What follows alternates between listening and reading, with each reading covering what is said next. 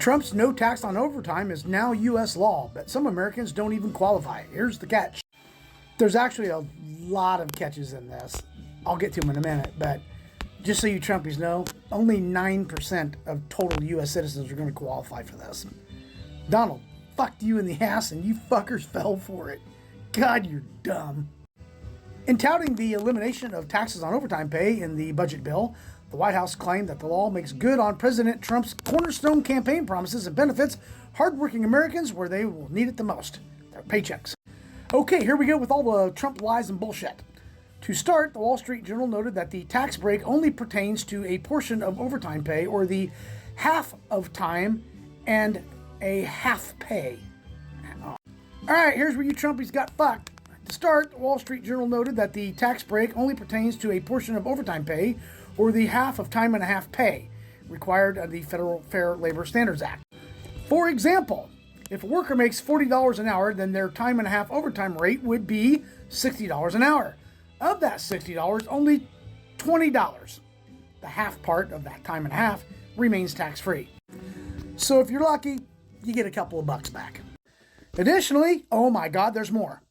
No tax on overtime is a federal income tax change only. State and local income taxes still apply unless your state separately conforms. Most of them don't. And Social Security and Medicare taxes are still withheld on all wages, including overtime. As well, oh my God, there's even more. There's a cap to how much overtime pay remains exempt. $12,500 per person annually, or $25,000 for people found together. Earners who make more than $150,000 or $300,000 combined between two people found together are not eligible for tax-free overtime pay. Another issue, Jesus Christ, it never ends with the ass fucking Trump's given us. Raised by Forbes is horizontal equity. The two people with the same annual pay can end up taxed differently. An hourly worker who logs FLSA overtime can deduct part of that overtime, while a salaried worker putting in the same extra hours gets nothing. And here's my favorite part, because I'm a railroad worker and so many of my fellow union brothers and sisters on the railroad voted for Trump.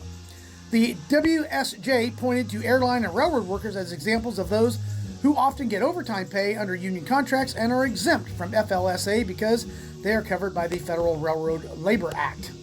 These workers generally will not qualify for the deduction on their contract overtime. And it estimates only 9% of American households will actually save money by paying fewer taxes on overtime pay, resulting in an average added windfall of roughly $1,400 a year.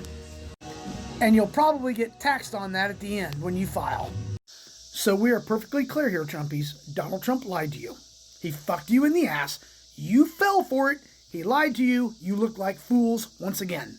Trumpies, enjoy.